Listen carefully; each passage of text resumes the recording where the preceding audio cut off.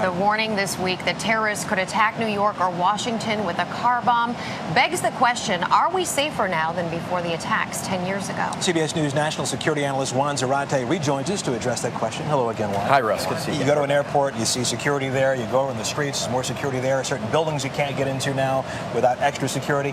Bottom line, as in general, are we safer today than we were 10 years ago? Absolutely. I think we're safer than when the attacks of 9/11 happened.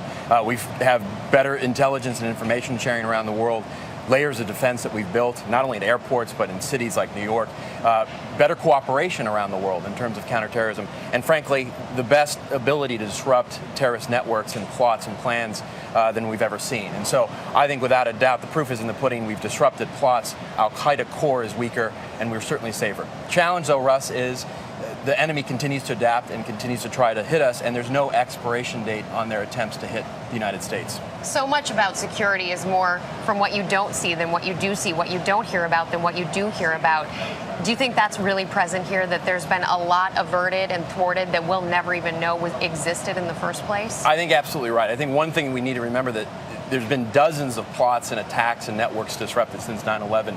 Things that we will not know about, that intelligence services, not just in the United States, but around the world, have engaged in. For example, in Berlin just this week, a couple of individuals plotting in that city were arrested. You don't hear about that, but it happens. And so there are things happening around the world every day to disrupt terrorist operations.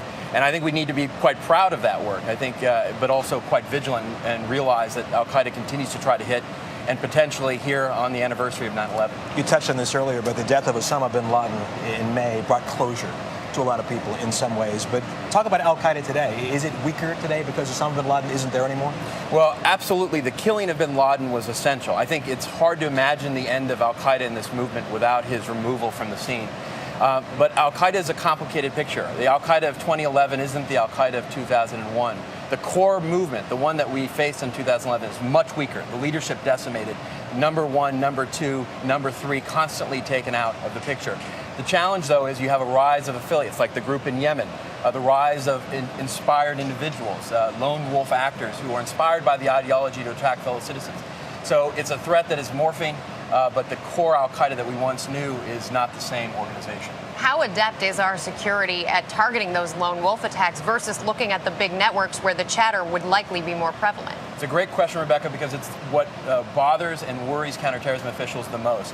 Lone wolves, people who are inspired on their own, decide to mobilize to attack fellow citizens in the homeland or elsewhere, is really the hardest thing to detect. It's easier to detect people who are interacting, traveling abroad, training, coordinating with others. It's much harder when you have one or two individuals on their own deciding to attack. That's hard to detect, and I think that is a major concern moving forward after the 10-year anniversary. Do you think Americans are more careful these days? And security measures aside, are Americans more careful about where they go and what they see these days? I think absolutely. I think that's one of the great changes post 9/11. Not only an awareness that we're in this fight against Al-Qaeda and the terrorists are trying to attack us, but the sense of public awareness and vigilance. I think it'd be very hard to imagine terrorists taking over a plane. We remember the Richard Reed, the shoe bomber, where the passengers actually tackled him as he tried to light the shoe. I think there's greater awareness, and I think that brings strength to our defense as a nation.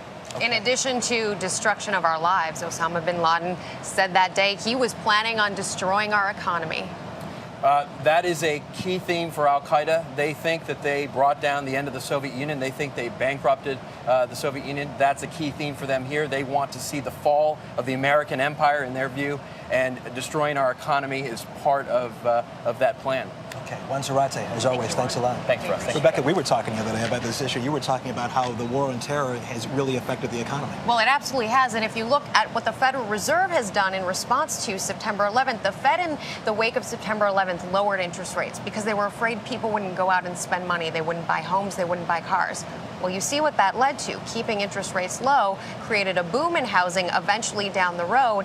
And obviously, we're paying the toll for that boom because so many mortgages went out that probably shouldn't have. And the banks, you know, they Right. indebted themselves as well. So we do see the outcome of it. And there are some economists who even point to September 11th as the beginning, where the root cause of the housing bubble and that crisis And it began. continues even 10 years later. Yeah, it does. Absolutely.